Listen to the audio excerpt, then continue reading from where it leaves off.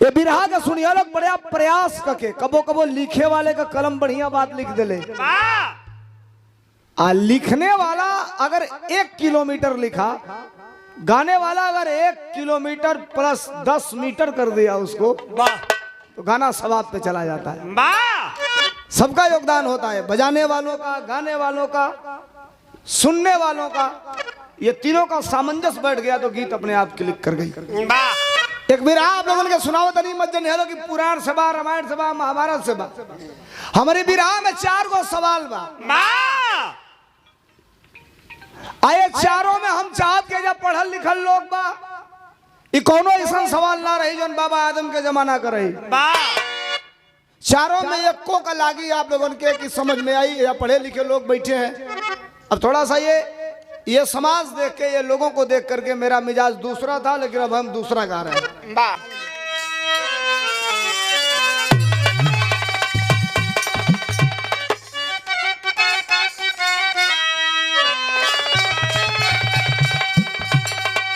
ए भैया लोग, कम समय का एक बिरहा आज जौन चीज हम गाई, प्रयास करब कि आपके समझ में आ जाए। मनो हमरे गौले के बाद 2-4-10 हजार देवो लोग पॉकेट में लेके घरे चल जाई, चर्चा दूग होई, फलनवा फलनिया आइलो सा न, फलनवा आइलो सा ना, लेडीज नहीं के आया हर बार गा के चल गई। के भैंस दुहे के कौन टाइम हो गई भैंस दुहने का? आधा घंटा और बैठिए, बढ़ जाइए आधा घंटा। अब हम प्रयास करते नहीं, बढ़िया बात आपके सुना दे, सुन करके तब जाइएगा। बिरहा के भूमिका में बड़ी अच्छी बात कभी ने लिखा क्या? दरिया से गहरा कभी दिल समंदर, और चंदन की जिसमें शीतलता भरी है,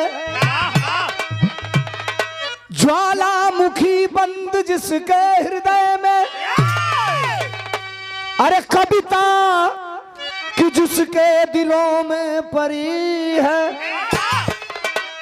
जिसे सरस्वती बेटा कहकर बुलाती, अरे होता निराला कलम का पुजारी, और बंदन सोलंकी करे जिसके गुण का गया गीत का फूल बोया हजारी।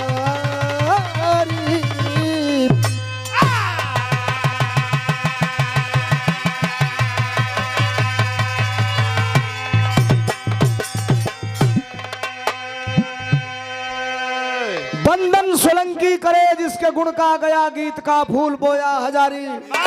बिरहा बा कैसन सुनल जाई? पढ़ल लिखल लोग बैठल बा, सामाजिक लोग, बुढ़ऊ, दादा, काका, चाचा, नौजवान भाई, इस सबके लायक बिरहा है। बड़ी खूबसूरत बिरहा में गजल लगल, पुरान है लेकिन ताजगी अब ही कायम हो। कैसे मास्टर?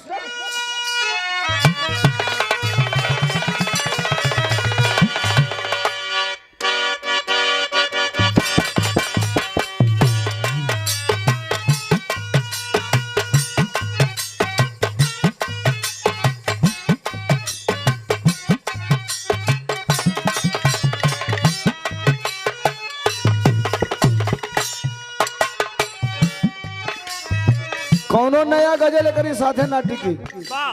मेरे जिंदगी के मालिक,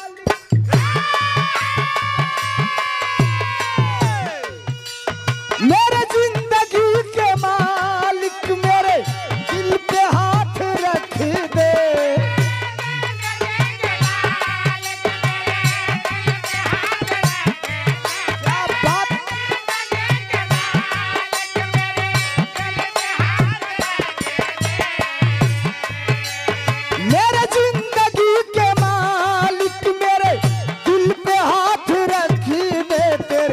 आने की खुशी में, तेरे आने की खुशी में मेरा दम निकल न जाए।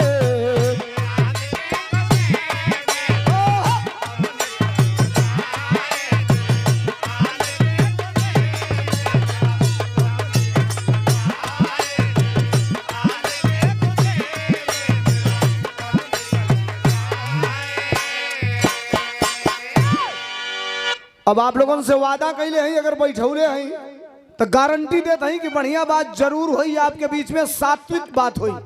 सुनल जाओ, आप लोगों को बैठल डांड न जाई। बिरहा में बड़ी बढ़िया बात कवि जी लिखलन। का लिखलन? होते नहीं कभी तो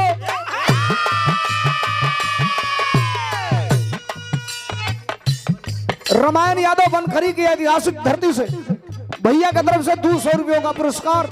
नमस्ते प्रणाम कलाकार साथियों को ये लाइन सुननी चाहिए। होते नहीं कभी तो कविता जन्म न लेती,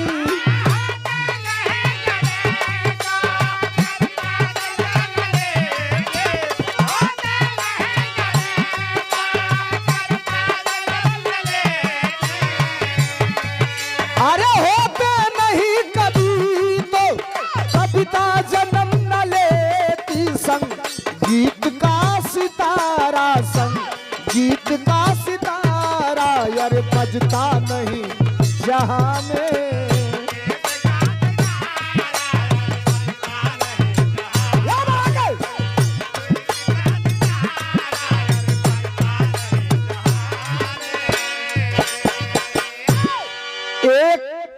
एक लाइन टिपिकल लाइन हुई और एक एक लाइन में बड़ी अच्छी बात आपके बीच में मिलेगी। थोड़ा सा मिजाज बना करके आइए हमारे गीत को सुनने के लिए। और ये लाइन बिरहा का शुरुआत है। कैसे मास्टर?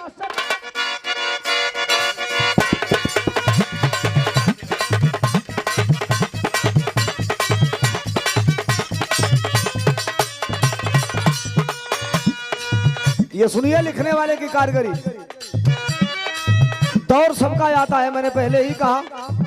आज के दौर का एक कवि, जिस बिरहा में जिस कवि के कलम का कोई जवाब नहीं है, आदरणीय गया कवि। बड़ी बड़ी बात उन्होंने लिखा। क्या? गॉड गिफ्टेड है विद्वता परम इकाई से, नहीं मिलता किसी को दुनिया में बरियाई से।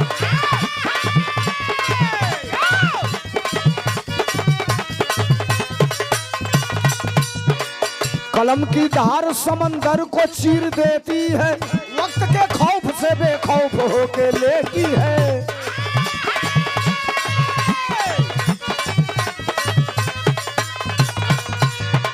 जहां पर छंद सवैया कथा भंडार भरा, वहीं पर तुलसी के चौपाई का पहाड़ खड़ा।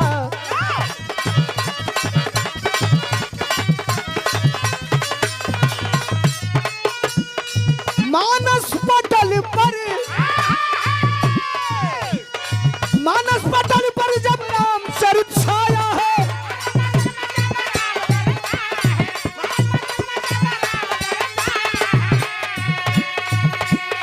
मानस पटल पर जब राम चरित छाया है, मानव संसार की रस भक्ति में समाया है।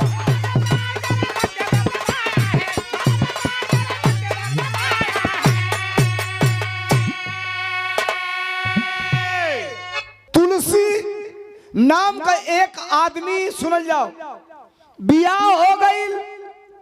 बियाह भइले की 2 महीना के बाद मेहरारू नहीं हरे चल गई।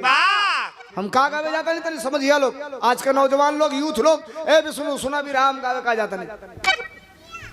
तुलसी नाम का आदमी बियाह हो गई, मेहरारू 2 महीना के बाद नहीं हरे चल गई।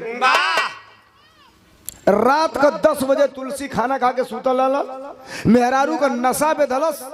लुंगी पहले रहला, कुर्ता पहले रहला, लुंगी कुर्ता पहले उठ के केवाड़ी खोल के चल दिया ससुरारी। आधा घंटा पैदल चलना तो बिचवा में नदी पड़ गई।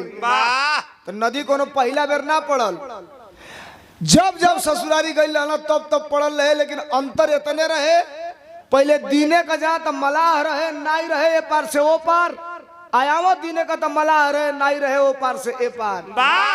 राती का 11 बजता, नदी के दाढ़े बजा के खड़ा हुआ, सोचत हवा कि नदिया में ढूक के कौनो ना पवर के ऊपर चल रही तो हड़ हड़ हड़ हड़ नदी का प्रवाह बहता।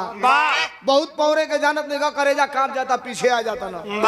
लेकिन ब्लड प्रेशर हाई है, कब जैती मेहरारू से मिलती, अग्रिम कार्रवाई शुरू होता।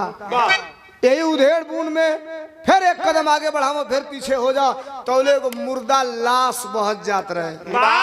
तो डूबते को तिनके का सहारा। अरे वाह, सोचना वो करे सहारे पार से वो पार हो जाएगी। अंदर घुसला, लाश के टच करत, हाथ पांव हिलावत, सीधे तो ना ए पार से ओ पार हो पौला।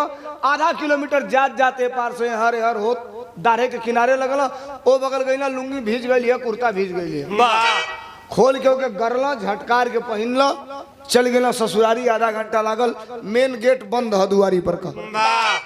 अब ढुकिया तो कैसे ढुकिया, पिछुआरे गई तो पहलवा देवाल ईटा का चले, आधा ईटा आधा माटी का तनी सुनल जा। तो देवलिया चले तो मैं टोड़ा छोड़ल जाओ, दासा जेके कहल जाला। एगो ईटा निकलल रहे, एगो गायब रहे, एगो निकलल रहे, एगो गायब रहे। कोनो सीढ़ी उड़ी ना रहे तो वे पकड़ के लोग पीछे से चढ़ जा। चढ़ल बड़ेर जहाँ बा, धौरन जगह हमारे जिला में कहल जाला, आपके यहाँ बड़ेर कहल जाला, समझत हो कब। तो पहलवा हेगा जहाँ पलनिया रहे, खपड़वा रहे, कहीं बिचवा वाला जौन जगह रहे, लोग पुअरा उरा से खरे से मुनले रहे कि जरूरत पड़ी इमरजेंसी में तो ये पड़े आदमी ढूक जाए अगर केवाड़ी बंद रही तो। लात वही में डलना, बड़ेरिया पकड़ के आगे बढ़त, एकदम अंगना के सोझे चल गई ना। ऊंचाई है जमीन से 18 फुट। खपड़ा का घर पहले ऐसे कम ऊंचाई ना रहे, 2 तल्ला बने, 3 तल्ला बने खपड़ा का घर। अब सोचला कि कूदा तनी छोड़ के अगर आवाज होई तो ससुरदिया वाले चोर चोर कही के 2-4-10 लाठी मारे मत लगा सा। तोले देखला एगो चीज लटकल है, कहला ओहो बिलारी की भागी सी घर में टूट गई। ई बरहा है, ओही के पकड़ के तनी मुलायम लागल, कहला चलो बुझाता कि हाले का पटुआ है, नया पटुआ है, सन है। पकड़ के बरहवा उतर गेला, जानकारी हो मौगी कौने कमरा में हो गईला, केवाड़ी अंदर से बंद ना रहे, खोलला, मेहरारू सुतल है, मुंह पे आचर है, धीरे से हटौला, गुदरावन बरत हौहा के मेहरारू उठल, ए के हा, चुप चुप चुप चुप चुप चुप चुप, हम तुलसी। तकला सरतिया का 12 बजे चौकवासल का आ गईला, हम फलाना कला आ गई तो आ गई।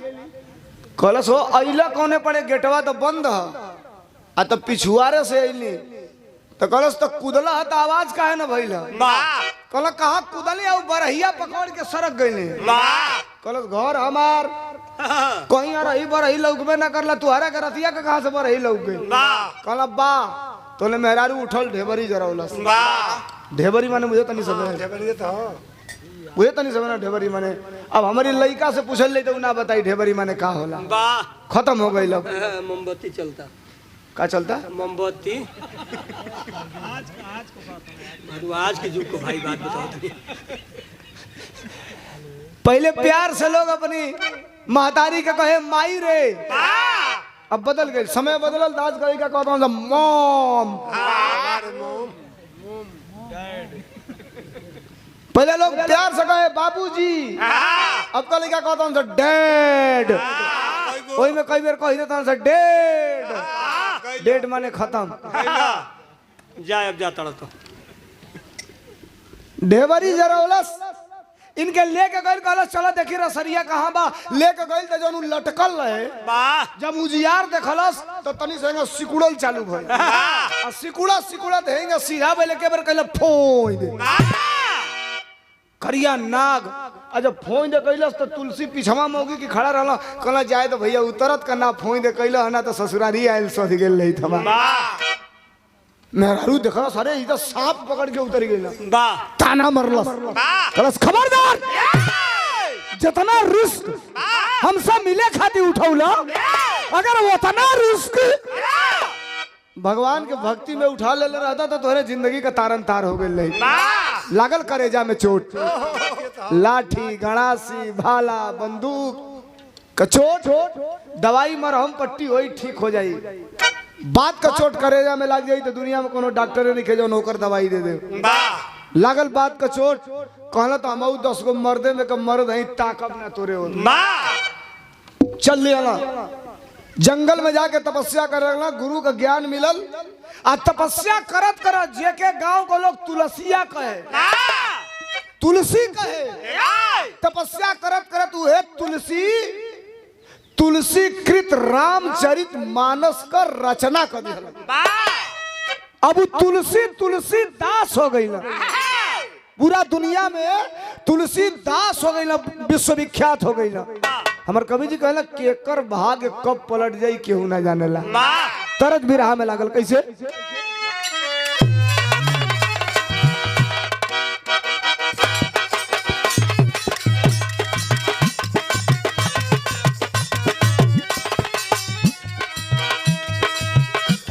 तरज हे रमाशंकर भाई पहले मेहरारू गोदना गोदवा माई काकी चाची हमने को तो बाही पर लिखवावा सब फूल परी आपन नाम आया के मर्दे का नाम लिखावे दुखी बाबा धर्मेंद्र सोलंकी। बिना बात का बात ना बोले जाला देवारे में आदमी बढ़िया जगह ही पे आके ना बोले जाए। पहले मेहरारू गोदना गोदवा से तन गरीब लइका गोदना गोदवा तल ओकर नाव बदल के हो गइल बा टैटू। तो मेहरारू तो बाही पे गोदवा सही है जा गोदवा तल अच्छा ये उजाले गोदवा से तो गनीमत बा। यूट्यूब खोल के देख ले लो ऐसा ऐसा जगह गोदवा तल से दिन भर देख लेबो तो खाना खाए के मन ना करी।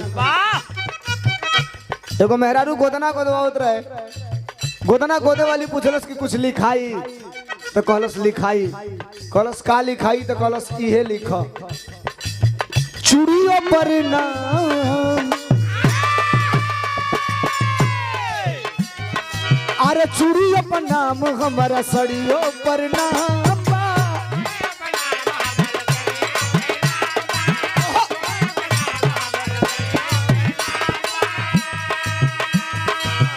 उनके खातिर हमारी जिंदगी तमाम बा।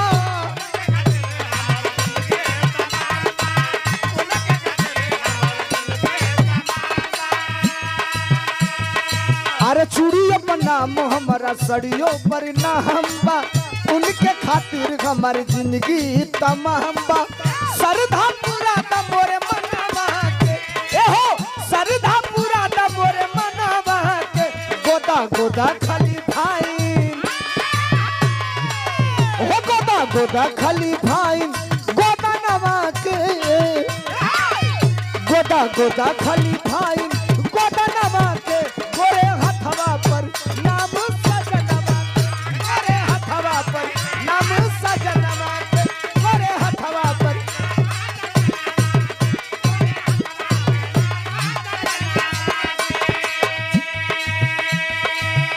तनी हई सुनेला भी रहा जो आगे बढ़ी मजबूत हो जाई।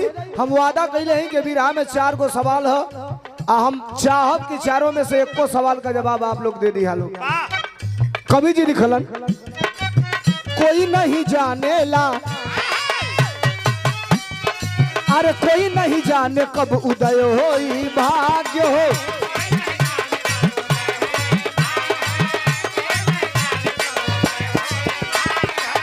पवन कीर्तिया से होला बैराग हो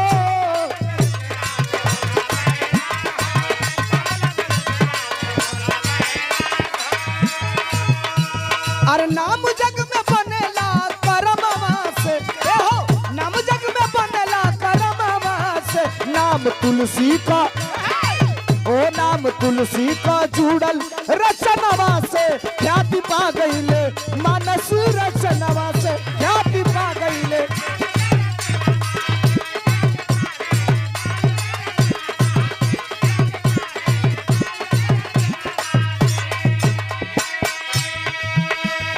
सुनिए मेरे बात को जितने भी लोग हैं जरा सुनिएगा। तुलसीदास का चर्चा देश दुनिया में हो गई। एक दिन का बाद काशी नरेश राजा अपन दरबार सजौले हम काशी नरेश राजा के दरबार में जनता बैठल है। आधा लोग उठल और उठ के कहल महाराज इस देश के जितने नामचीन गायक कवि कलाकार हुए सब आपके दरवाजे पर आकर के अपना कार्यक्रम दिए हैं। आप काशी नरेश के दरबार की जनता कही कि साहब तुलसीदास बड़े कवि हैं और आज तक इस दरबार में नहीं आए। काशी नरेश राजा मंत्री भेजला, धावन भेजला आ तुलसीदास के बोलौला 2 दिन के कार्यक्रम पत्नी सुनी हलो। पहले दिन का कार्यक्रम चार्ट आउट हुआ कि तुलसीदास के सम्मान में नाच गाना का कार्यक्रम होगा, सांस्कृतिक कार्यक्रम। और दूसरे दिन तुलसीदास को दुनिया के सबसे बड़े कवि का पुरस्कार देकर, विश्व के सर्वश्रेष्ठ कवि का पुरस्कार देकर हम और 84 देश के राजा सम्मानित करेंगे। आइल हम तुलसीदास, बैठल हम पहला दिन महफिल सजल है और राज दरबार का सबसे खूबसूरत नाचे वाली राज नर्तकी तीसरा मंजिला से चलल है और राज दरबार में गावे खातिर नाचे खातिर। काशी काशी नरेश तब बुलाए हो,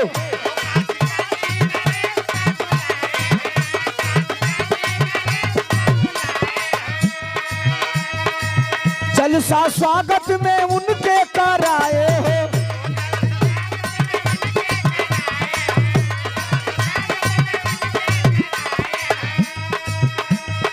अरे नाचे वाली बाला जब हिलवली कमरिया,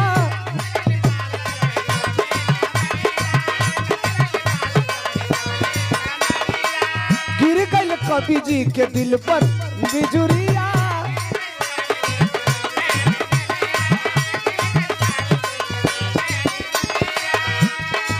तो उठल काम के तूफान बा बदनामा से, उठल काम के तूफान बा बदनामा से। नाम तुलसी का जुड़ल जहनवा से, ख्याति पा गईले मानस रचनवा से, ख्याति पा गईले।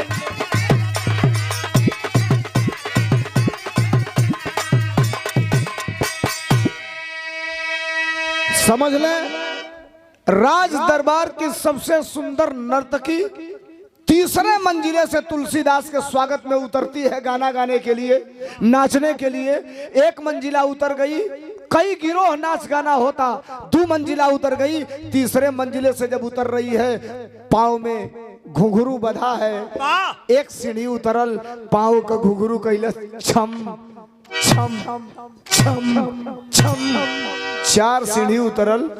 तुलसीदास बड़े कवि थे, घुंघरू का आवाज जब सुनला कान खड़ा हो गई। 4 सीढ़ी है भाई, बाकी है सीढ़ी बाकी है। वो नाचे वाली के उतरे के वो जान गई कि इस महफिल में दुनिया का सबसे बड़ा कवि तुलसीदास खड़े हैं। सुर नीचा करके गुनगुनाइल चालू कर दिहलस, हमारी ना मानो सिपहिया से पूछो, सिपहिया से पूछो, सिपहिया से पूछो। तुलसीदास मुटकी तकिया लेके गोलकी जो लमकी तकिया रहे, हाँ मुसरलंड वाली है, मुसरलंड वाली। वाह, कोई नहीं, जब ना जाने के चाहिए तो ना बोले के चाहिए। अटपटेंगे बोले बोलो नेता आदमी समझ में आई ना। तो जौन गोलकी तकिया रहे लमकी, ओकर नाम जानता ला? नहीं तबे ना पूछो तुम भाई, तू जानता ला ओकर? हाँ वो जानत रहो, बता दियो हम साफ नहीं जान। ओकर नाम हम मसलंद दो, दुआत वाला दो। अब दो की जगह ही डो कह देबे तो गड़बड़ हो जाई, जान देखला सुधार कर दे, फंस जाई। मसलंद ओकर नाम का नाम हो? का नाम हो? मुसरलंड।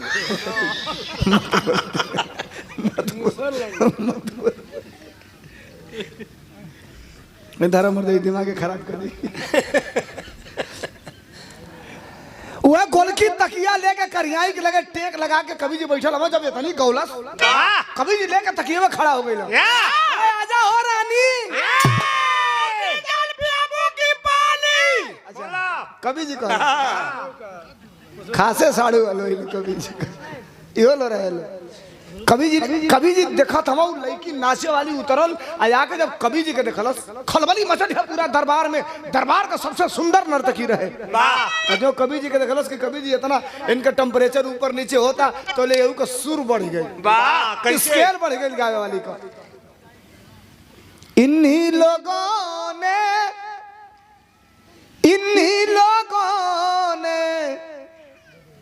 इन्हीं लोगों ने इन्हीं लोगों ने लूट ली ना दुपट्टा मेरा।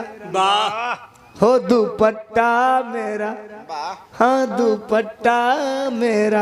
या अब कभी भी तकिया में नहीं नाचन चालू कर दिया। या उम्र है 80 बरिस। राजा कहला इनके हमके काल सम्मानित करे के दुनिया का सर्वश्रेष्ठ कवि का पुरस्कार देके। वाह देखा तनी तई आधा घंटा ही नाच देला तो धोती खोल के ही नाचन चालू कर दिया। वाह मंत्री के बोला कहला मंत्री नाच गाना बंद कराओ, वाह नहीं तो कवि जी के सम्मानित करे के जगह ही वही अपमानित करे के पड़ी जाए। वाह घंटी बजौलस, मंत्री कहलस आज का नाच गाना बंद, कल कवि जी को सम्मानित किया जाएगा, 10 बजे आप लोग दरबार में आइएगा। वाह कवि जी अब राजा का आदेश हो तो कवि जी करो तो का करो, मन महसूस के रह गई।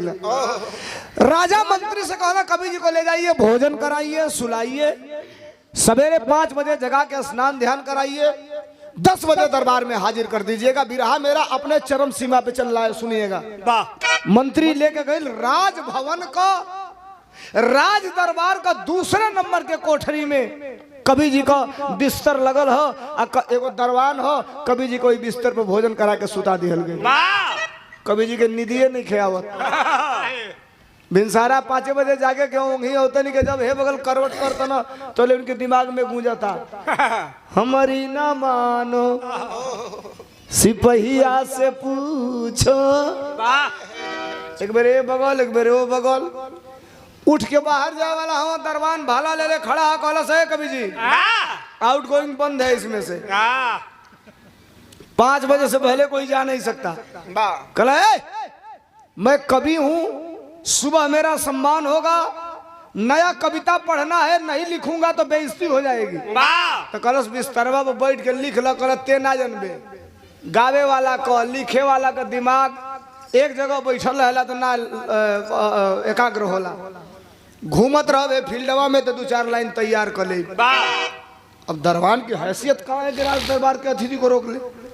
दरबान छोड़ दिलो, कवि जी बाहर आ गई ना, काहे के वो कविता लिखा वो नगर में निकल गई। रात को 12 बजे था, एक आदमी मिलल, कहला ए भैया हमारे को मदद कर दो, वो राती का देखलस, कलस है तू दरबारवा में जो रहला कवि जी हुए तो ना हवा तुलसीदास।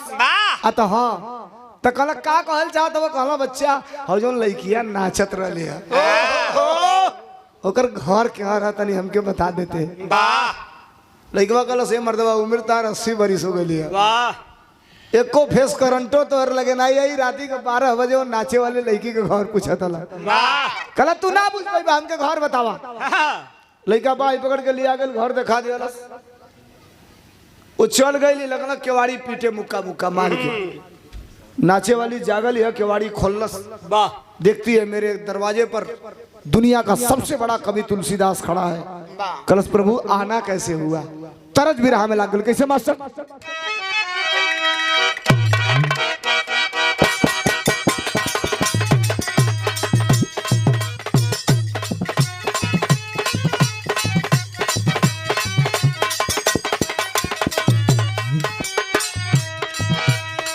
तरज रात का 1:30 बजे मेहरारू अपना मर्द के लगे फोन कैले रहा, सुनी सब है इस समाज गंदा भइल बा, एमे 60% अनुरोध है मोबाइल का दोष बा, 60%। 5 साल का तोहर लड़का होई ना, इतन गरीब मोबाइल वाला सारे ऐसा कैले बना सा कि तू जवन जवन देखले रहबा खोल के यूट्यूब पर, तो छोटको लड़का खोलिया तो उहे पहले दे में देखा।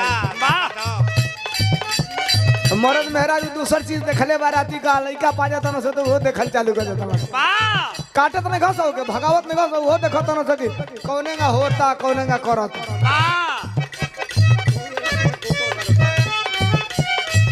सामाजिक कल्चर बदल गया है, कितनो बड़ा कोड लगा दा, 8 साल का लड़का कोडवा तूर देता ना खटाखट तुरंत से, जितना हम तू नहीं खींचे जाना तो उतना छोटका लड़का मोबाइलवा में जाना था सर।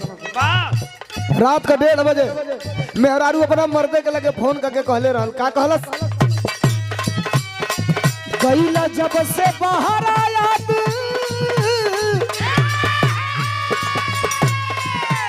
अरे गईला जब से बाहर आया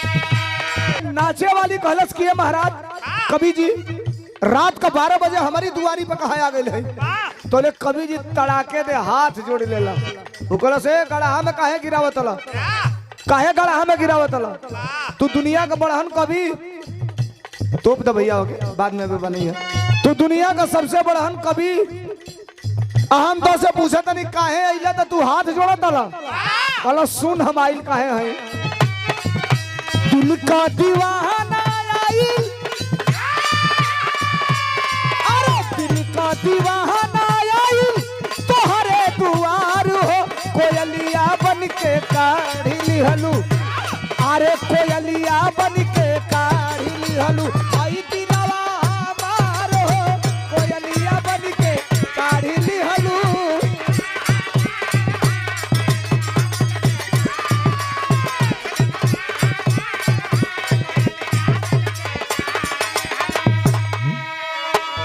मुनि जी का बात सुन के मोहनी ला जाई गईली रउआ हई ज्ञानी इहे बात समझाई गईली झूठे हाड़ मास से ला कावताला प्यार हो कोयलिया बन के काढ़ी लिहलू अरे कोयलिया बन के काढ़ी लिहलू दिलवा हमार हो कोयलिया बन के काढ़ी लिहलू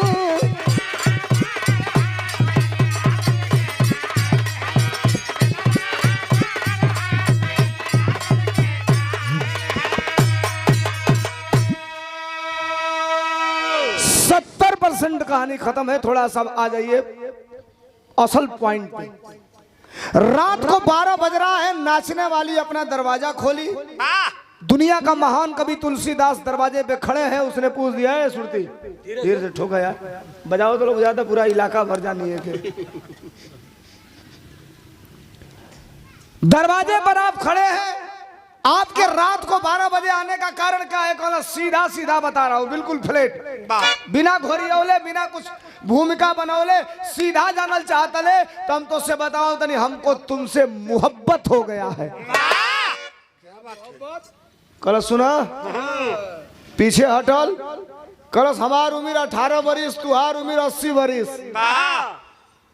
ए बुढ़ा कोनो पिया हुआ ना दल से एक बोतल महुआ वाला कहता हमको तुमसे मोहब्बत हो गया है लोग कहते हैं लव लव मीन्स प्यार या पढ़े लिखे लोग बैठे हैं जरा सुनिएगा लव मीन्स प्यार LOVE लव लव मीन्स प्यार क्यों नहीं एलिफेंट मीन्स प्यार हो गया क्यों नहीं काऊ मीन्स प्यार हो गया LOVE L से लेक अप्सारो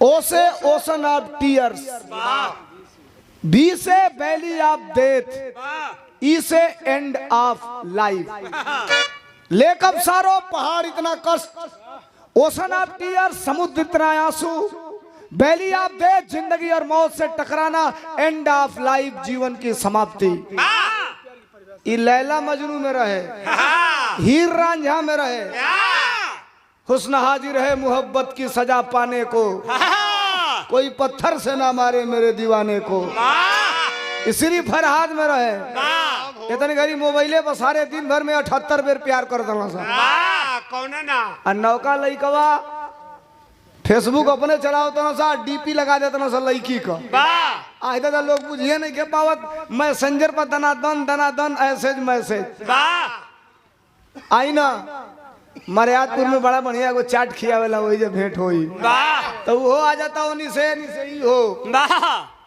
असली वो लोग बुझिए नहीं के पावा तू तो DP लड़की के लागल बा उन्हीं से वो आ गई नहीं से ही हो जब फोने में बतियाओ तो आमने सामने होता ना से तब कहता हूँ अरे साला ये तो हंडिल वाला है फंस गया मामला कभी कभी ऐसा हो जाता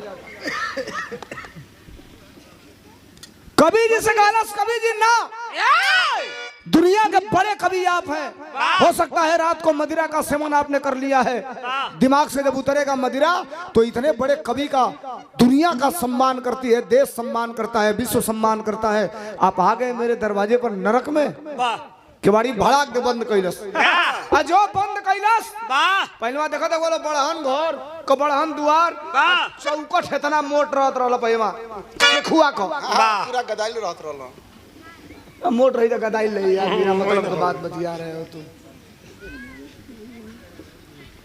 चौखट है इतना मोट जो ही भीतर से केवाड़ी बंद कैलस। असल में एक जगह 3 आदमी आ रहे थे बैठ के जहाज में। सुन ला रवाशंकर भाई, अब बिहार बड़ हो जाए, हम ना चाहत रहे कौन। एक चीन का था, एक जापान का था, एक इंडिया का था। ठीक है भाई। आधा घंटा जहाज उड़ गई तो चीन वाला कहा कि मैं डॉक्टर हूँ। ये दोनों कहना सब तो कहना मैंने एक आदमी का ऑपरेशन करके किडनी चेंज कर दिया हूँ। तो कहना सब तो कहा जो किडनी चेंज किया 2 घंटे के बाद वो खड़ा होकर काम धंधा ढूंढना चालू कर दिया। इंडिया वाला कहला तो सारे बहुत फेंका था। तो जापान वाला कहा था मैं भी डॉक्टर हूँ। तो चीन वाला कहला कैसे डॉक्टर हो? तो कहा हमने एक आदमी का ऑपरेशन करके लीवर चेंज कर दिया। लीवर तो कहा तो कहा हमने जो लीवर चेंज करके टाका लगाया 1.5 घंटा के बाद उठ के वो भी काम धंधा ढूंढना चालू कर दिया। इंडिया वाला कहला रुका तू हरी बोल के हम बताओ बहुत फेंकता सुन तुमने ऑपरेशन करके किडनी चेंज किया तो 2 घंटा में काम धंधा ढूंढना चालू कर दिया। तुमने ऑपरेशन करके लीवर चेंज किया तो 1.5 घंटा में काम धंधा ढूंढना चालू कर दिया। हम लोगों ने इंडिया में केवल एक आदमी चेंज किया। एक आदमी केवल चेंज किया। बुझे तो नहीं सब लेकिन बुझे सब हमने इंडिया में केवल एक आदमी चेंज किया, आज पूरा इंडिया काम धंधा ढूंढना चालू कर दिया। चलो अब बुझाता ना हम ना कहे के लिए वैसा आदमी के मर्जी खाना नहीं मिली रहा थी कि नाव लिया दे बता।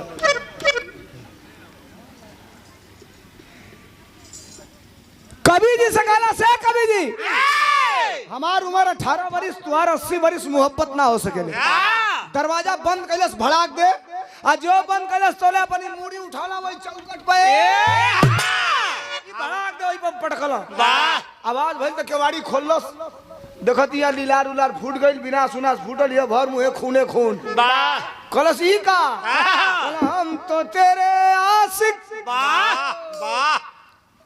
सदियों पुराने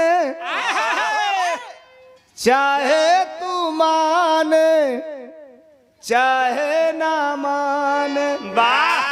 कलस एक कभी जी का कैला तो यहींगा पटक के फोरम मुड़िया उ कलस कबले तो कहला जबले हमसे प्यार ना करबू तबले मखबदरिया ठनिया के नहीं मर्जी। अब वो सोचती है नाचे वाली की ये तो गड़बड़ हो गया। सोच रही है सीरियस हो गई कि अगर ये 4 बार मुड़ी पटकलस तो मर जाई। अब मरल तो बिहान हो तो रजवा हमके फांसी पे चढ़ाई नईखी ऐसे मोहब्बत करत तई अंजाम हो या प्यार करता नहीं तब वो बात अगर बाहर जाई तो रजवा कही हमारे राज का अतिथि को इसने अपने जाल में फंसा लिया तब वो हमारा मुंह एक बा कलश हाथ जोड़ता नहीं कभी जी चल जा तोहरी रहले तोहरा फायदा या नुकसान नहीं खे जवन नुकसान बताओ हमारे बा कभी जी कहता हम ना जाए जोले मोहब्बत ना करबू तोले ना जाई। तेरी बिरहा में लगल बिरहा बहुत सुन ले होगा लोग। बिरहा के गायक कलाकार वादक हैं लिखने वाले की जरा कारीगरी देखिए कितनी बड़ी बात लिखा टेरी में गया कवि ने। क्या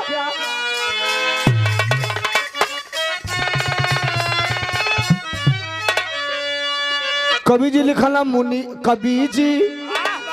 कबीर जी रस में रसिया हो गए।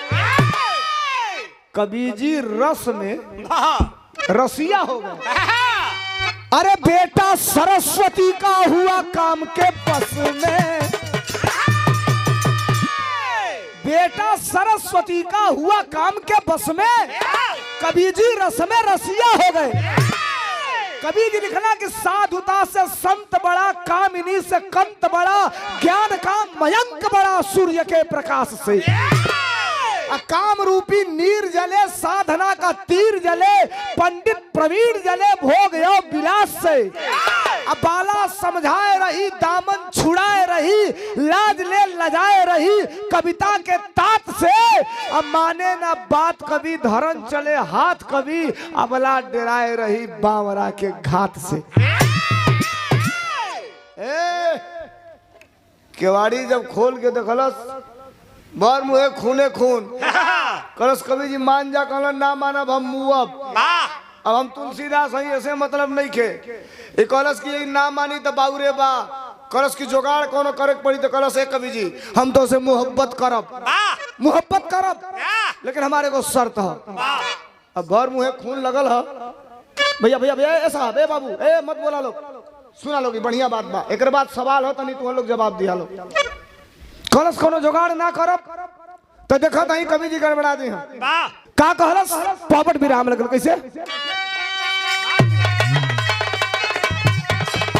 कलश की 4 प्रश्न के देईदा मोरे जवाब कवि जी से जियापत। अरे 4 प्रश्न के देईदा मोरे जवाब कवि जी से जियापत। तू है पियाई बाई चली के काम सबाब कवि जी से जियापत। कलश है कवि जी हम तो से मोहब्बत करब तो कहला तो आव कहीं ना कलश ना हमारे लगे 4 गो सवाल हो हमारे 4 गो सवाल का जवाब दे दो हम तो से प्यार करब जेंगा चाहब ओंगा करब। कलश हमारे लगे 4 गो सवाल बा हमारे 4 गो सवाल का जवाब दो हम तो से मोहब्बत करब। सुनिए लोग बिरहा का असली गठरी खुले जाता कवि जी कहना 4 गुना 4000 सवाल कर हम तोरे सवाल का जवाब दे। सरस्वती कपड़े से गायब हो गई घमंड हो गई काम वासना हो गई। तुलसीदास के सवाल पूछना कि बताओ तो 4 गो कौन सवाल है लड़की बतावती है तरज आज आई काल खत्म हो जाई। रमाशंकर भाई तोहरे जमाना में फिल्म सिल्वर जुबली होके माने 6 महीना पिक्चर हॉल पर रह जाओ के सिल्वर जुबली कहल जाओ। इतने गरी 6 दिन पिक्चर हॉल पर फिल्म नहीं खे रह 2 दिन खाती के सुपर हिट नहीं खे रह तीसरा दिन है पीट के कोनो सुपर हिट हो जाता। गलती नहीं कह हई जबले धरती रही तो बिरहा सही तरज खत्म ना हुई कौन तरज है मास्टर।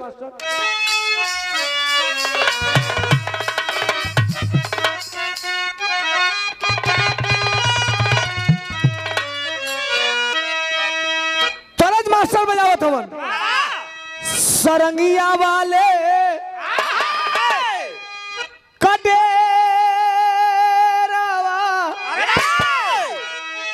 अरे बताई दे रे लगूरी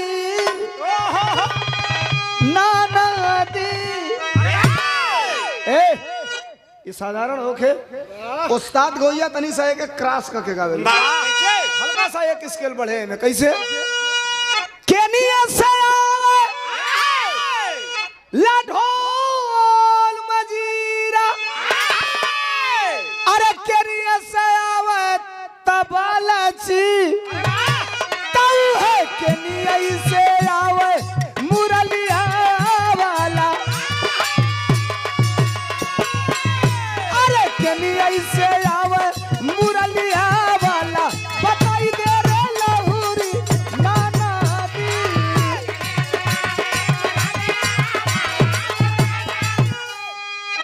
लड़किया कहलस 4 गो सवाल हो हमारे 4 गो सवाल का जवाब दे दे हम तो से मोहब्बत करब। 4 गो सवाल का कैलस पहला सवाल करती हो कि जब चांद सूरजवा अबले जे सुनल अब सुना लोग आइए 4 गो सवाल है आए में जितना लोग बैठल बा हाथ जोड़त है केहू के लागी कि एकर जवाब ये हो तो खड़ा होके कम से कम बता दे लोग हमारे आपके बीच का बात है। पहला सवाल कैलस कि जब चांद सूरजवा ना रहले अरे जब चांद सूरजवा ना रहले धरती पाया जोरवा के कइले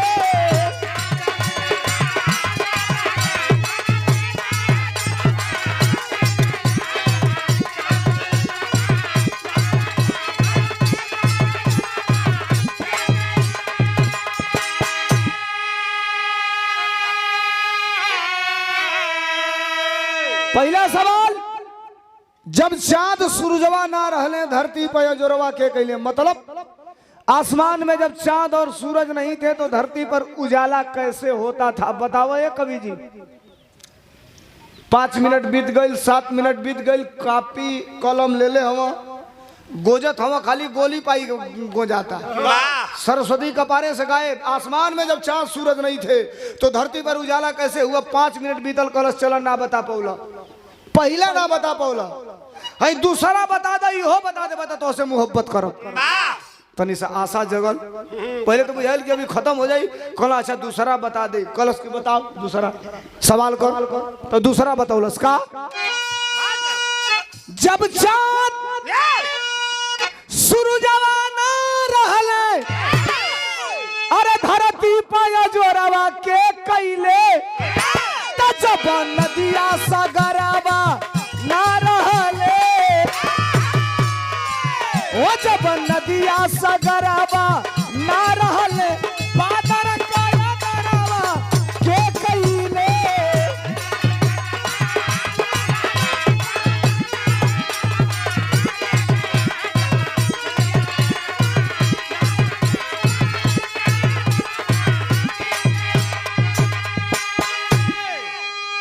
पहला सवाल, आसमान में चांद सूरज नहीं थे, धरती पर उजाला कैसे होता था, ना बता पौना तो कलस। दूसरा, जब नदी सगरवा ना रहले, बादर का दरवा के कैले। मतलब पढ़े लिखे लोग हैं, सुनिए। ऑर्केस्ट्रा आई, लवंडिया 4 बेर हिलियो, सब 5000 निकाल के गड्डी फेंक दे वालों, लड़का कुर्ता निकाल के ऐसे नागिन डांस नाचे लगे सब, घरे रात भर सुधबलो, बिहाने बुझाई कि सारे 5000 सुखले चली गई। बिरहा वाला के 50,000 दे के देवो लोग, तो बिहाने अखरी ना कुछ बढ़िया बात बतौले हुई, हम चाहे कोनो भी रहिया हुई कि बात के तराजू के पलरा पर रखिया लोग, एक तरफ रुपया रखिया लोग, बात का वजन भारी पड़ी। आसमान में टोटी नहीं खे, भैया भैया आसमान में टोटी नहीं खे, जो ने भैया जो ने के खोल नहीं जाता, धरती पर बरखा बरसल चालू हो जाला। नदी तालाब झील गढ़ही गुड़हा से जोन पानी बा ओकर भाप बन के आसमान में उड़ेला, बादल में जाके रुकेला, मानसून बनेला, तो उहे बादल पानी के रूप में धरती पर गिरेला, जेके बारिश कहल जाला, फिर उहे पानी भाप बन के उड़ेला। तो जब धरती पर नदी तालाब झील पोखरा ना रहे, तो बादल के पानी कहां से मिले? दूसरा सवाल है, कर जवाब दो। पहला बेरी तो 5 मिनट लागल, दूसरा में लागल 9.5 मिनट। कलश है कवि जी मोहब्बत करबो, आजा रानी, तो कलश के जब बाबा जब बबुआ तो करी बात ना राजा रानी हुई। दूसर का ना जवाब देना तो कलश चलो 2 गो ना बता पौलो, तीसर का बताओ, अगर हो जवाब दे दे हम तो से मोहब्बत करो। तीसर का पूछलस, वही जगह ही का अरे नाम बताओ, जहां पर से बिन बादल सेवाती हो। कौन जगह ही बा जहां बिना बादल का बरसात होले? वो बरसात से बादल का कोनो कनेक्शन कनेक्टिविटी है ये नहीं। कहां से जलला के बदरा, अरे सींचे धरती का छाती हो। तीसरा चौथ को सुन ली हो, बता दी हो कि जब सास पतोहिया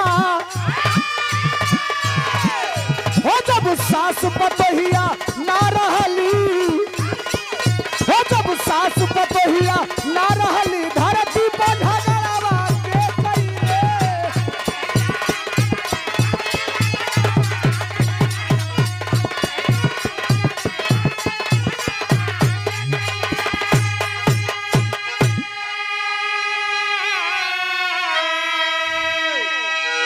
तीसरा सवाल, कौन जगह ही बा जहां बिना बादर का बरखा होले? और चौथा सवाल, जब सास पतोहिया ना रहली तो धरती पर झगड़वा के कैले? चारों में एक को बताओ कवि जी, हम तो से मोहब्बत करब। घड़ी बजा दिला 4:30, उस सवाल करतिया जवाबे नहीं खो दे पावत। मंत्री ओने जागल, एने के बात नहीं छोड़ा, आइल की कवि जी के जगाई, नहवाई धोवाई, भोजन करा के दरबार में ले चले के हो। जो लेके आये तो ले दरबान भाला लिहले, इसे कांपत बा। मंत्री कलश क्या हुआ? कहा साहब ताला बंद, माल गायब। कलश क्या हुआ? तो कवि जी फरार। मंत्री कलश तोरो नौकरी जाई, हमरो जाई, लेकिन सही बतावल जरूरी है। आइल घंटा बजौलस, राजा जगह है शयन कक्ष से। कल क्यों जगाए? तो साहब कवि जी गायब हो गए। राजा सिपाही बुलाऊंगा, जितना राज का सिपाही रहना, कल एक एक घर की तलाशी लो पूरे नगर में, ढूंढ के कवि जी को बरामदगी चाहिए, जिस रूप में हो कवि जी बरामद चाहिए। वाह सिपाही चल जाना सा, पूरा नगर ढूंढ लेना सा, एक राउंड कवि जी मिलवे ना कहीं, 2 राउंड ढूंढना सा ना मिलना। गड़बड़ी ई होके कि सबका घरवा तलाशी लो सा और नाचे वाली के घरवा जइबे ना करो सा। वही सोचा सा कि इतना बड़ा कवि, इतना नामी गिरामी कवि, दुनिया का 1 नंबर कवि बेश्या के दरवाजे पे थोड़े जाएंगे। परेशान सिपाही तोले में एगो अहिर सिपाही रहे। गहिर ले पता लगावे, का करे गहिर ले पता लगावे हो, ये काम बात नहीं। गहिर ले करते बहुत। अच्छा कॉलेज के दालो 5 बेर खोजबो लो कवि जी ना मिले हैं। और कॉलेज से कोने के मिले तो वो घर में काहे छोड़ा तलो लो। ये कॉलेज से दिमाग खराब है तुम्हारा। कवि जी वो भी वहां जाएंगे, कॉलेज पैसा लगाता, वो जगह में रुपया थोड़े लगाता। चलो देख ही लो, मिले है तो ठीक, ना मिले है तो चल चलो ले। अइला से देखला से तोले बकैया भइल वाला कवि जी हाथ जोड़ले हो, और मुझे खूने खून मैं तुमसे आई लबीर लिबीर कह दिया तो सवाल का जवाब दीजिए, जवाबे नहीं खोदे पावत। देखला से दूर से ही कवि जी हम जाके पखुरा में हाथ लगा के टंगला सा, कहला तोहरी अब कवि के का कहे। 3 घंटा से मरलो है जब हमने के पैर देले वाला नाचे वाली के पकड़ना सा, लेके दरबार में हाजिर। राजा कहला ये क्या, कहला से यही कुल से पूछो ये क्या। अलगे अलगे पौली है जा, हमनी के गईले से पहले भाई का कहले बान सही है बताइए, यहाँ से पूछो। आई लिबिर लिबिर कर बरामद करे करल, बरामद करा दे। राजा कहे कि कवि जी अंतिम दौर है, सुनिएगा। कवि जी कल आपको सम्मानित करना है। आज 84 देश के राजा चल दिए हैं, आप इस दरबार में आएंगे, हीरे जवाहरात सोने चांदी से लादे जाएंगे, आप ताम्र पत्र मिलेगा दुनिया का सर्वश्रेष्ठ कवि के पुरस्कार का। आ जाके मर्दवा हो नाचे वाली की दरबार में सम्मान करे लायक नहीं, तू तो मुँह पर करीखा पोत के गधा बैठा के अपमान करे लायक वाला। अभी नाचे वाली सोचरस कि हमारे चलते कवि जी का अपमान हो रहा है, दौड़ के आगे आए, महाराज खबरदार, कोई दोष नहीं इनका, मैंने बुलाया था अपने घर। भाई सुन, राजा निकलना तलवार, तेरी ऐसी की तैसी, गर्दन उतार लूंगा। कल से 2 टुकड़ा ना 10 टुकड़ा कर दा। पहले पूछा था काहे बोला रानी, कल क्यों बुलाई, तो कल 4 गो सवाल रहे। इस दरबार में कहने की मेरी जरूरत नहीं है, अपने घर बुलाई कि 4 गो सवाल का जवाब कवि जी से हम ले ले। कहला तो बताओ का भइल, जवाब मिलल, कहला से यही जब बतिए फंस गई। सवाल कह दे कवि जी जवाबे ना दे पौला।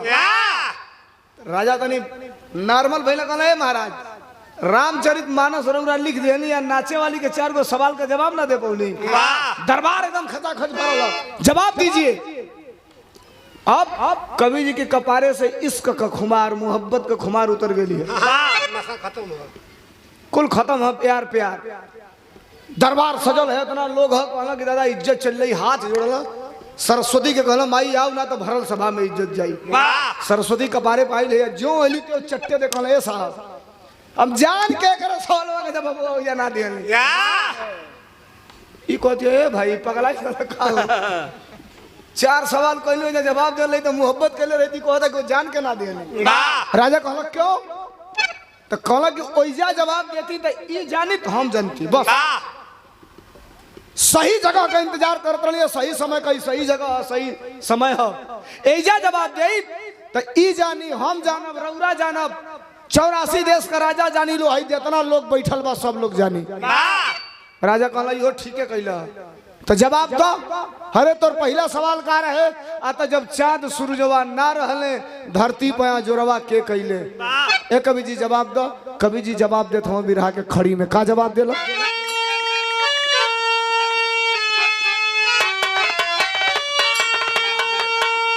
अरे बिना चाँद सूरज के अमर उजाला निकला, अरे सुनिए सप्तऋषि के तप से सूर्य निराला निकला।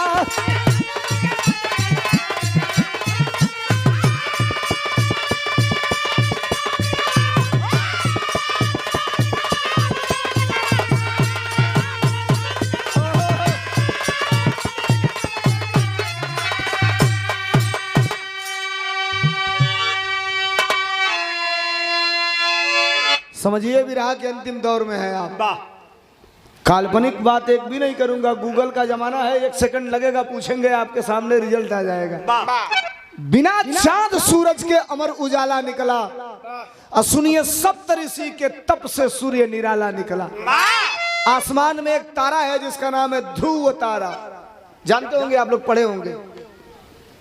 अब तक किताबियों बदल जाता लिसा, पहले एगो किताब से रामाशंकर भाई 5 में तू पढ़त हला तो तू मान लो 5 पास हो गई, तो तोहरी किताब से फुआ का लड़का पढ़ ले, अगर सही रहे जिल दुल चढ़ा के तो मामा का लड़का पढ़ ले, सही रहे तो ससुराली चल जाओ, सारो पढ़ लो, 5 में पढ़े वाला होखे तो मानो एक किताब हितई नतई पूरा घूमती रहे। आ इतनी घड़ी हर सलिए किताबिया बदल जाता लिसा, बदलत कुछ नहीं के। एक अध्याय वाला काट के दूसरा सलिया 13 अध्याय पे कह देता ना सा, 15 अध्याय वाला 1 अध्याय पे ले देता ना सा, रहता ऊ हेने ओने कह देता ना सा।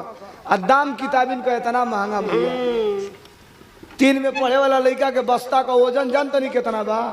3 में पढ़े वाला लड़का के बस्ता का वजन बा 28 किलो 27 किलो। फसल मत, कॉन्वेंट स्कूल का ही कंडीशन बा भैया। छोड़िए इस बात को, हम आते हैं कहा। बिना चांद सूरज के अमर उजाला निकला, सुनिए सप्तऋषि के तप से सूर्य निराला निकला। आसमान में एक तारा है जिसका नाम है ध्रुव तारा। जब आसमान में चांद और सूरज नहीं थे तो इस ध्रुव तारा के बगल में 7 गो टिमटिमात तारा बा, जेके देहात में 7 गो तरईन कहल जाले।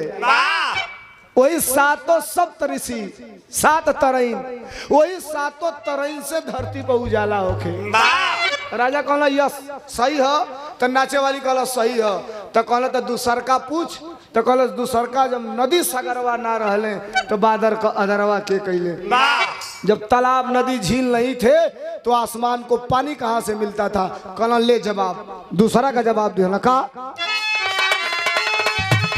धरती पर है ना ही सरिता सगरवा, अरे बदरा मंगाए चल ऋषि से उधारा।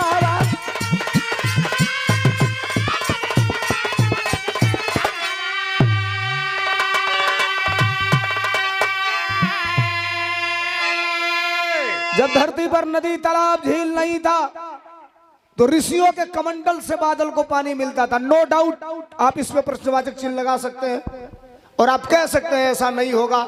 मैं भी थोड़ी देर के लिए कह सकता हूं ऐसा नहीं होगा।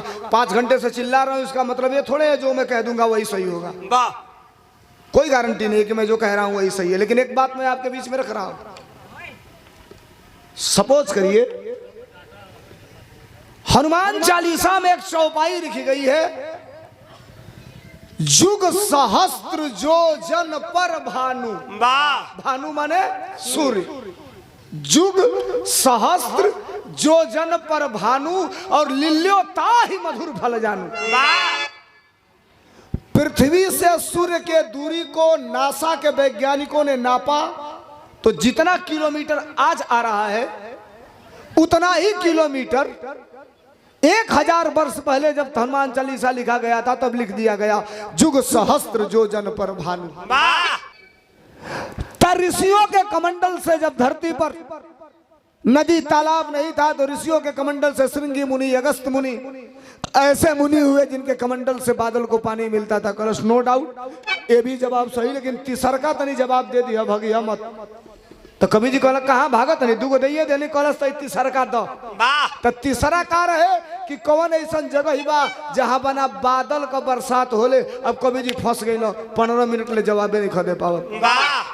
राजा कहला ई का हो गई, तो नाचे वाले कहला सी जवाबे ना दे पाई। अब कवि जी ताकत हवा, ताकत जैसे कुर्सी लगल एकदम अंतिम कुर्सी पर मर्द मेहरारू दूगो बैठल रहला सा। तो पहले आंख लिया कि अपने मर्द मेहरारू हवा सा कि दूसरे घर का हवा सा। डिक्लेयर हो गई कि अपने हवा सा, बस सीधे गैलरी से पीछे गईला, आंगुरी निकाल के दोनों की कपारे पर धइला। राजा कहला कवि जी 1 मिनट हाथड़ा, हमारे दरबार में मेरे आदेश के बगैर मेरे प्रजा के सर पर, वो भी महिला के सर पर हाथ आप रखेंगे? इतनी आपकी हैसियत कैसे हो गई? कहला साहब हाथ नहीं की धैले, तीसरका सवालवा का जवाब हो। कहला ई कौन जवाब हो? बेजगई कहना ई कौन जवाब हो, साफ साफ बताओ। तो कहला हम बतावत हई। का बताऊला? बतावत हवन का बताउलन, पति पत्नी पर रखे कवि जी अंगुरिया, अरे पति पत्नी पर रखे कवि जी अंगुरिया, काला की सावन शरमाए चूहे टप टप से जरिया।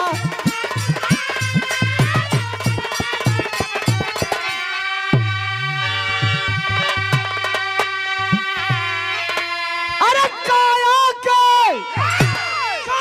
से गरम मसाला निकला, पति पत्नी पर धैले कवि जी अंगुरिया, सावन शरमाए चूहे टप टप से जरिया।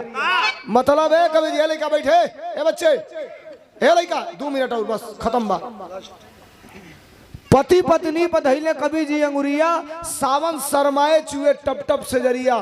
कहला है 2 जानी बालोग ना सुना हो रमाशंकर भाई, है जवाब है 2 जानी बालोग बिना बादर का बरखा करावेला। पति पत्नी पर धैले कवि जी अंगुरिया, सावन शरमाए चूहे टप टप से जरिया। राजा कहला ई कौन जवाब हो कि बिना बादर का बरखा ही करावेला लोग। कहला साहब कहन लिखी चाहत आदेश हो के तो खोल दे। राजा कहला खोल के बताओ। तो कहला ई दोनों जानी बिना बादर का बरखा करावेला लोग।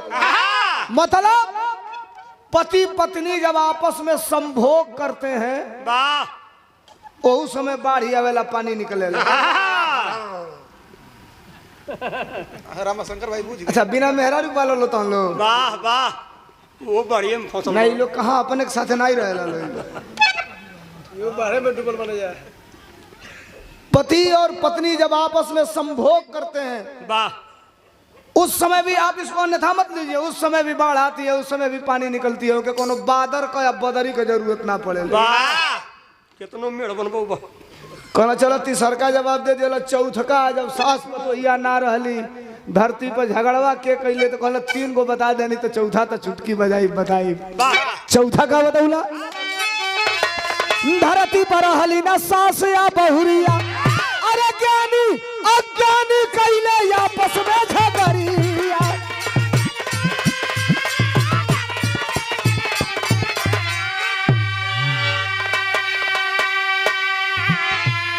सास पतोह ना रहली तो झगड़ा पहले एगो मूर्ख आदमी एगो विद्वान आदमी यानी एगो अंधभक्त होके आ एगो सामान्य आदमी होके बैठा दो। तो सामान्य आदमी जब पढ़ल लिखल होई ऊ कही कि डीजल का दाम बढ़ता, गैस का दाम बढ़ता, पेट्रोल का दाम बढ़ता, धान गेहूं का दाम बढ़ते नहीं के, तो ही कहीं बढ़ता तो बढ़ो। हिंदुस्तान पाकिस्तान में हैंगा तो बाटे न 5 किलो मिलता ना, 5 किलो मिलता न, फैटा फैटी भैले बा पक्का एकदम 5-10 मिनट बतियाओ झगड़ा हो जाए। तो ज्ञानी अज्ञानी कैले आपस में झगड़िया। चारों का जवाब दे दिया कवि जी। 84 देश का राजा मिलके सर्वश्रेष्ठ कवि के पुरस्कार से सम्मानित कर गए। ताम्र पत्र मिलल, कवि जी काखी में दबौल, ताम्र पत्र जाए लगल, तो ले पीछवा से दौड़ के नाचे वाली पकड़ लिया। ऐसे तक का सुना हमरे तोहरे बीच में कमिटमेंट रहा लगे, जब तू चारों सवाल का जवाब दे देबो तो हम प्यार करब। चले के कहना देखा ई ट्रांसफार्मर जर गई है, करंट आए हुए वाला हो ना। अब व्यवस्था दूसर कोनो कला है, हर कोनो जुगाड़ रही वही ना। कवि जी अपना घरे नाचे वाली अपना घरे। बिरहा खत्म भइल, अंतिम लाइन के बाद गुरु बिहारी, गुरु गणेश, गुरु रामलाल गुरकारी, स्वर्ग चंद्रिका कवि, अरे बच्चन जी बने पुजारी।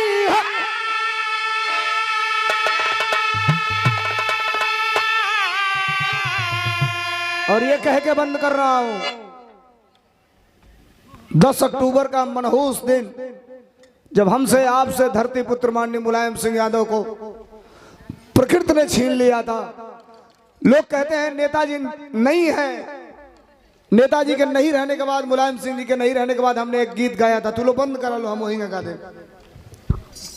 हमने एक गीत गाया था, सुन लीजिए। एक लाइन अपने नेता के लिए हमने गाया, अच्छी लगे तो आपका स्वागत चाहूंगा। बटमो बंद करो यार माइकवा को।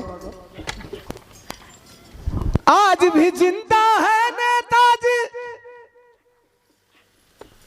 आज भी जिंदा है नेताजी, कीर्ति जिनकी कायम है। और लाइन अच्छी लगे तो आपका स्वागत चाहूंगा। आज भी जिंदा है नेताजी कीर्ति जिनकी कायम है, और हम सब के लिए तो अच्छी लगे तो तालियां बजाऊंगा कि हम सब के लिए तो अखिलेश ही मुलायम है, हम सब के लिए तो। और एक लाइन हमने गा दिया, आप सोशल मीडिया पे देखे होंगे, मैं गा रहा था, आदरणीय धर्मेंद्र यादव जी के आंखों से आंसू चल रहा था, देखे होंगे आप फेसबुक पे, सैफई के मंच पे था, एक लाइन हमने गाया था, और ये सिर्फ धर्मेंद्र सोलंकी ही गा सकता है। दो ही पुत्र हुए धरती पर और रहेंगे कायम। और अगली लाइन अच्छी लगे तो तालियां चाहूंगा। गंगा पुत्र भीष्म के बाद से धरती पुत्र मुलायम, नेताजी की बगिया अरे अडिग अनंत ये कायम है, इस देश के लिए तो हम सब के लिए तो अखिलेश ही मुलायम है, हम सब के लिए तो